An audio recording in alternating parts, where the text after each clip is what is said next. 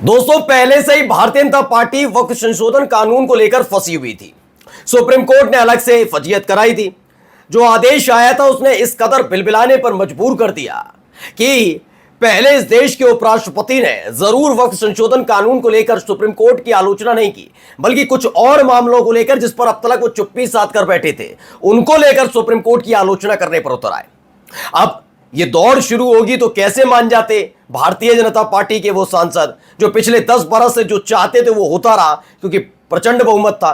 तो ऐसे में निशिकांत दुबे ने एक बड़ा विवादास्पद बयान दे दिया। एक ऐसा बयान दिया, वो तो फंसे ही फंसे। निशिकांत दुबे की तो जबरदस्त तरीके से फजीयत हो ही रही है कि आखिरकार सुप्रीम कोर्ट और सीजीआई को लेकर उन्होंने जो बयान दिया और उन पर अब बड़ी कार्रवाई की तैयारी हो रही है। लेकिन इन सब के बीच अखिलेश यादव ने खुलासा कर दिया है कि अगर गलती से इन्हें 400 पार आ जाते तो ये क्या करने जा रहे थे। यही बात अखिलेश यादव ने, याद करिएगा, लोकसभा चुनावों के दौरान कही थी और जनता को यह बात केवल समझ नहीं आई, बल्कि उन्होंने इस बात को समझते हुए ही अपना जनादेश दिया था। यूं ही 37 सीटें समाजवादी पार्टी की नहीं आई थी। उसकी वजह थी कि जो बात अखिलेश यादव ने कही उसे लोगों ने समझा भी, और अब लोगों की समझ में आया कि हां, कहा तो सही था अखिलेश यादव ने। नमस्कार, मैं हूं प्रज्वल गौतम और आप देख रहे हैं न्यूज सर्किल। आपको तो पता ही है दोस्तों कि किस तरीके से 400 पार का जब ये नारा दे रहे थे, उसी बीच भारतीय जनता पार्टी के नेता थे। एक तो मैं आपको बता दूं, जो सांसद रहे, अब तो सांसद रहे बेचारे, अयोध्या हार गए, लल्लू सिंह, उन्होंने बयान दिया संविधान को लेकर। एक ज्योति मिर्धा है जो राजस्थान की से लड़ी थी चुनाव, उन्होंने बयान दिया। काफी लोग थे, अनंत हेगड़े, बहुत सारे नेता थे जो संविधान हम ये कर देंगे, संविधान में हम वो कर देंगे, संविधान संविधान संविधान। और बेचैन हो रहे थे मोदी जी, बेचैन हो रहे थे अमित शाह कि नाना ऐसा नहीं करने। अरे नहीं करने जा रहे तो अपने नेताओं को समझाते। दरअसल क्या होती है ना, हर एक पार्टी की अपनी एक मीटिंग होती है। जब अंदर खाने वो मीटिंग होती है तो हर बात जनता के सामने नहीं कही जाती, परोसी जाती है हल्के हल्के करके कि लोगों को पसंद आ रहा नहीं आ रहा। लोगों को पसंद नहीं आया कि संविधान में को पलटने बदलने, ये कर देंगे, 400 दे दो, ये हो जाएगा, लोगों को पसंद नहीं आया। इसीलिए बैकफुट पर नजर आए थे मोदी और शाह। उस समय उन्होंने बयान दिया, लेकिन हालत तब तक खराब हो गई, 240 पर आ गए। अब आप सोचिए, जो निशिकांत दुबे सीधे सीधे सीजीआई के लिए टिप्पणी करने से बच नहीं रहे। पहले तो वो कहते हैं कि संसद और राज्य की विधानसभाओं को बंद कर दीजिए और सुप्रीम कोर्ट के हवाले कर दीजिए। फिर कहते हैं जितने गृह युद्ध इस देश के अंदर हो रहे हैं वो सारे सीजीआई यानी खन्ना साहब की देन है। ये बड़बोलापन इन पर भारी पड़ रहा है। पहले आपको दिखाने जा रहा हूं, नवभारत टाइम्स की खबर है, सुप्रीम कोर्ट पर टिप्पणी कर बुरे फंसे निशिकांत दुबे, अवमानना की कार्रवाई की मांग अटॉर्नी जनरल के पास चिट्ठी पहुंच गई है। अब अटॉर्नी जनरल जो है उनके पास पहुंची। ऐसा नहीं है कि इससे पहले भी कई लोगों के खिलाफ कार्रवाई की मांग की गई, जिसमें आपको याद होगा प्रशांत भूषण की तरफ से भी एक टिप्पणी की गई थी, उसमें भी सुप्रीम कोर्ट सख्त नजर आया था। आपको याद होगा कि एक और पत्रकार है, फिलहाल वो लिखते कुछ और थे, मंडल साहब, वो पत्रकार के नाते उन्होंने भी एक टिप्पणी की थी, वो मसला गया था, लेकिन उसमें कार्रवाई नहीं हुई। मैं फिर कहता हूं, आप किसी फैसले से खुश हो सकते हैं, किसी फैसले से नाराज हो सकते हैं, तो सुप्रीम कोर्ट पर आपने टिप्पणी की कर सकते हैं, लेकिन उसकी आलोचना एक लेवल पर होती है। अब आप खुद सोचिए, इस देश के अंदर नरेंद्र मोदी साहब की सरकार है, इनके सारे फैसले सही होंगे? भगवान है क्या? नहीं ना। तो उसका परीक्षण करने के लिए कोई तो होगा, लेकिन अनपढ़ कुपढ़ों की फौज जब पाल रखी है तो पता ही नहीं है क्या बोलना है क्या नहीं बोलना, तो इन्होंने टिप्पणी कर दी, इन्हें पता ही नहीं क्या करना है। अब देखिए खबर क्या है, पहले खबर पढ़कर बता दूं। सुप्रीम कोर्ट के खिलाफ बयानबाजी के मामले में भाजपा के सांसद निशिकांत दुबे घिरते नजर आ रहे हैं। इस मामले में देश के अटॉर्नी जनरल को चिट्ठी लिखकर बीजेपी सांसद के खिलाफ आपराधिक अवमानना की कार्रवाई शुरू करने की इजाजत मांगी गई है। आपराधिक अवमानना का मामला चलाया जाने की मांग दुबे की सुप्रीम कोर्ट और चीफ जस्टिस संजीव खन्ना के खिलाफ टिप्पणियों को लेकर की गई है कि किस तरह की टिप्पणियां कर रहे हैं। अच्छा, ये कार्रवाई क्यों शुरू हुई, जरा अब मैं आपको समझा देता हूं। पहले आइए इस खबर पर।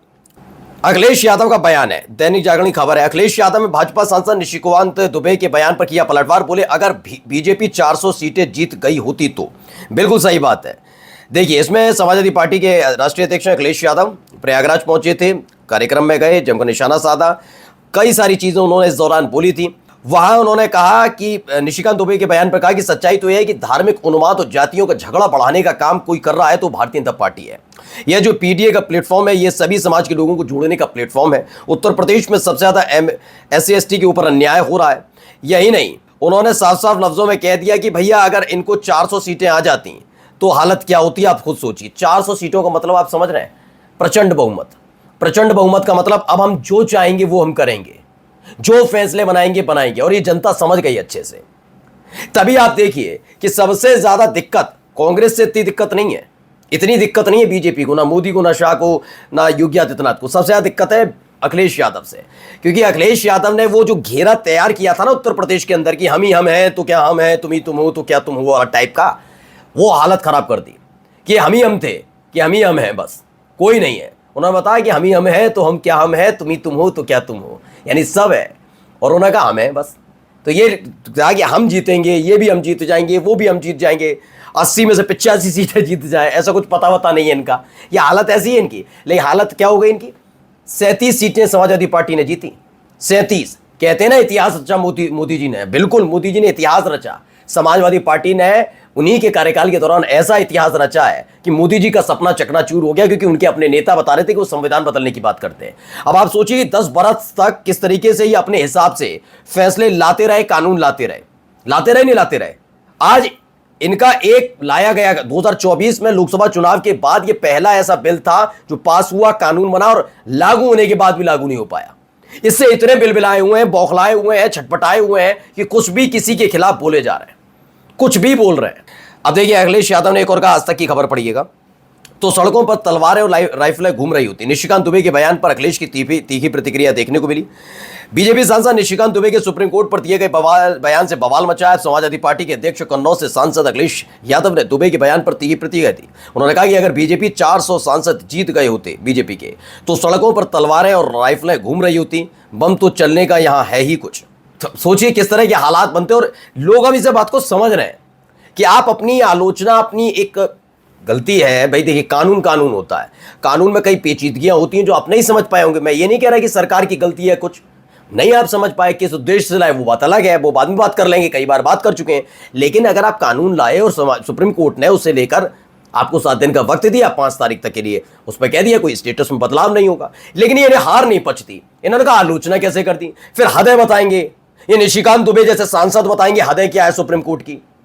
मुझे तो हैरानी होती है इस देश के उपराष्ट्रपति जगदीप धनखड़ साहब को देखकर कि जब यह बयान आया उसके बाद दूसरे मामलों को लेकर सुप्रीम कोर्ट की आलोचना कर रहे हैं। अब तक ये नहीं कहा हमारे देश के उपराष्ट्रपति ने कि निशिकांत दुबे कितने बड़बोले नेता हैं, इन पर कार्रवाई की मांग कर लेते। नहीं, फिर आप उपराष्ट्रपति के पद पर रहकर क्या कर रहे हैं, आप किस पार्टी को सपोर्ट कर रहे हैं पता लग रहा है, सरकार को नहीं, आप पार्टी को सीधे सीधे सपोर्ट कर रहे हैं।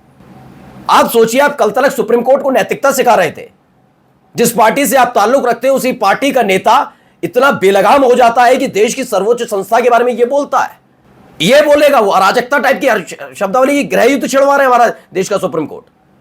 फिलहाल अखिलेश यादव जब से नाराज हुए तब से घिग्गी बंधी हुई है। वजह यह है कि अवमानना को लेकर पूरी तैयारी चल रही है। नमस्कार।